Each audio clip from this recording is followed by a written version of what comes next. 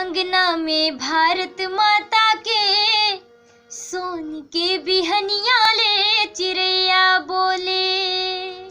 अंगना में भारत माता के सोन के बिहनिया ले चिड़ैया बोले।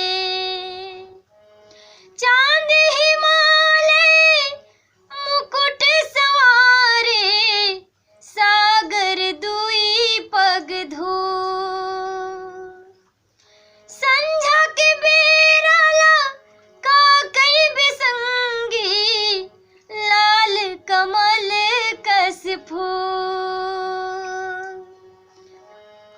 चांद हिमालय मुकुट सवारे सागर दुई पग धो।